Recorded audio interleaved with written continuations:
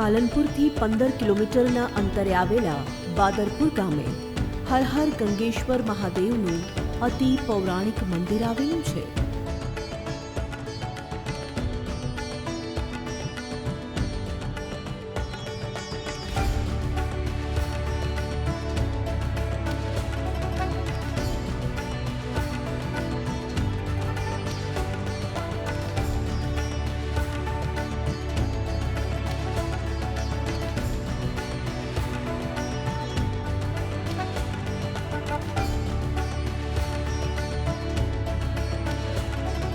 વર્ષો પુરાણા આ મંદિરે લોકોને ખૂબ શ્રદ્ધા છે।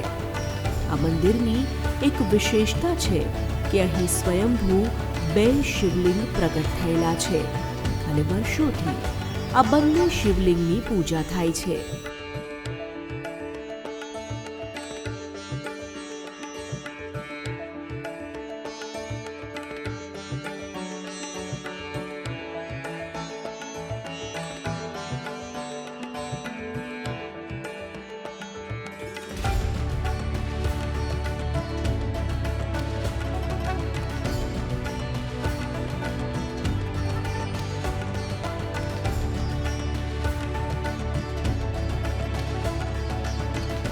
પર્વતોની ગિરિમાળાઓ વચ્ચે આવેલા હર હર ગંગેશ્વર મહાદેવના મંદિરે ભાવિકો ખૂબ શ્રદ્ધા ધરાવે છે।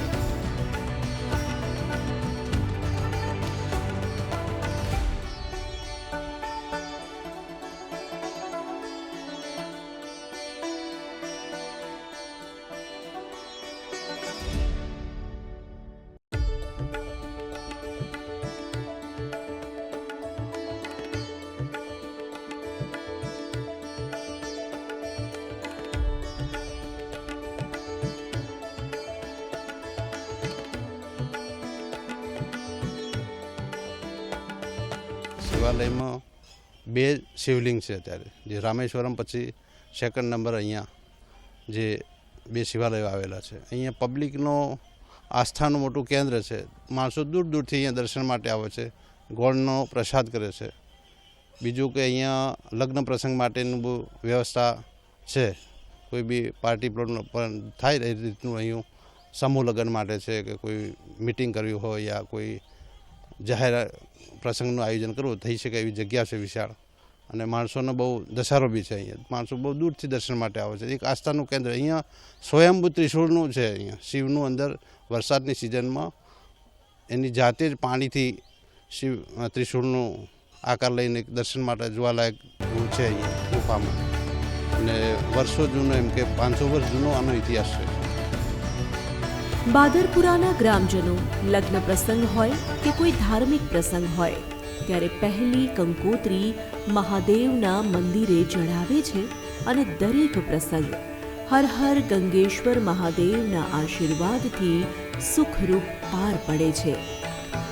મહાદેવજીના મંદિરે ભાવિકો જે માન્યતા રાખે છે તે પૂરી થતાં મંદિરે ગોળનો પ્રસાદ ચઢાવવામાં આવે છે।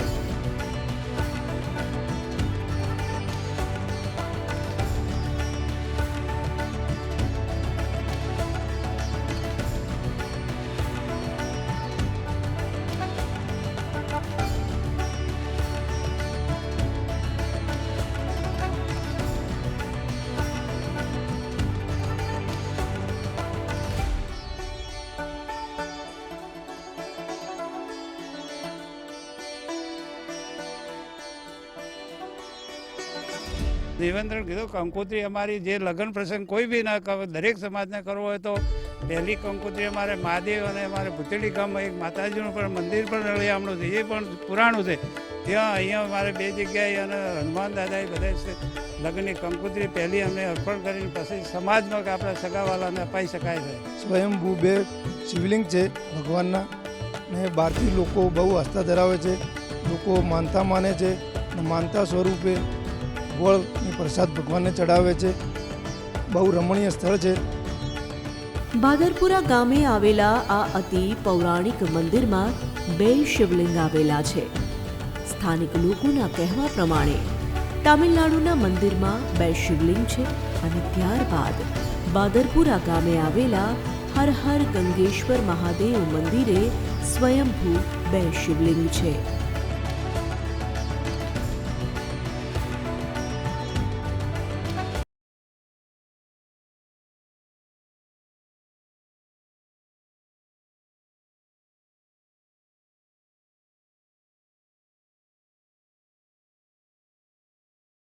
આ સ્તર પર્વતની ગિરી મારા વચ્ચે આવેલું છે. અહીંયા લોકોની માનતા જે પણ માનતા હોય અહીંયા પૂરી થાય છે અને લોકો વધારે ગોળની માનતા રાખે છે અને દરેકની મનોકામના અહીંયા પૂરી થાય છે. અહીંયા આવીને મને ખૂબ આનંદ થયો. એ સિવાય અહીંયા ઘણા બધા પર્યટક સ્થળ તરીકે મુલાકાતો લેતા હોય છે. એ સિવાય સ્કૂલના લોકોની આસ્થા પણ અહીંયા મંદિર સાથે જોડાયેલી છે. એ સિવાય એનું વાતાવરણ આખું કંઈક રમણીય અલગ જ છે. અહીંયા આવ્યા પછી ખૂબ અહીંયા આનંદ મળ્યો મને. વર્ષો પહેલા આ મંદિર નજીક પર્વતોમાં શિકાર કરવા માટે રાજાઓ આવતા હતા, પરંતુ મંદિર આજુબાજુના વિસ્તારમાં કોઈ જગ્યાએ રાજા શિકાર કરી શકતા નહોતા. એટલો આ ભોલેનાથનો આ જગ્યા ઉપર પ્રભાવ હતો. પર્વતોની ગિરિમાળાઓમાં બિરાજમાન ભગવાન ભોળેનાથની ગ્રામજનો પર કૃપા છે. કોઈ દિવસ ગ્રામજનો માથે કોઈ આફત આવી નથી. દરેક ગ્રામજનો ભગવાનની પૂજા અર્ચના કરી ધન્યતા અનુભવે છે.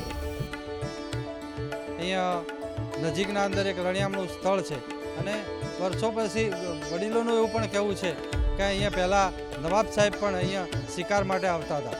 અને આ એક મંદિરના લીધે ગામમાં કોઈ પણ પ્રસંગે કોઈ પણ થાય તો એની પહેલાં માનતા ગોળની માનતા માનવામાં આવે છે. અને કોઈ પણ પશુઓમાં પણ રોગચાળો થાય તો એ ગોળની માનતા માનવાથી એ પણ રોગ દૂર થાય છે.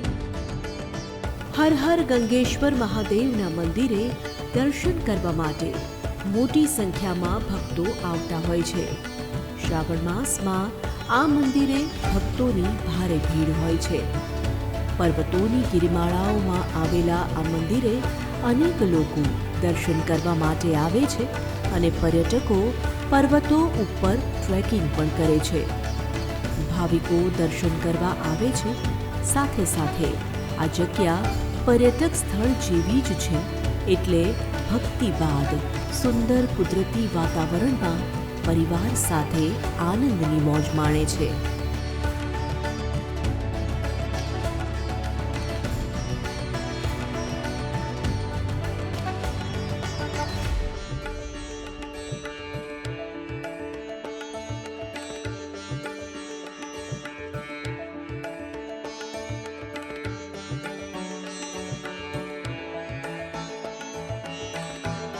આજુબાજુ કહેવાય ને આપણે દેશી ભાષામાં કહીએ કે બોખરા, તો બોખરા પણ આપણને કહેવાય ને એક રમણીય સુંદર, આપણે તે ફરવા માટે જઈએ ને તો પણ આપણને વાતાવરણ સુંદર લાગે. બીજું કે દર્શન માટે જઈએ પછી આપણી અમુક મનોકામના હોય કે આપણને કોઈ તકલીફ થઈ હોય, દાખલા તરીકે પુત્ર પ્રાપ્તિ માટે આપણને કોઈ તકલીફ થતી હોય, પછી બીજા કોઈ પણ પ્રશ્ન માટે, તો આપણે જે કોઈ મનોકામના રાખીએ અને એવું કહેવાય છે કે ત્યાં લગભગ સુધી ગોળની બાધા, એ બાધા રાખવાથી આપણી હરેક મનોકામના પૂરી થાય છે. પર્વતોની ગોદમાં બિરાજમાન હર હર ગંગેશ્વર મહાદેવ ભાવિકોની આસ્થાનું મોટું કેન્દ્ર છે. ગ્રામજનો ભગવાન ભોલેનાથ ઉપર અપાર શ્રદ્ધા ધરાવે છે.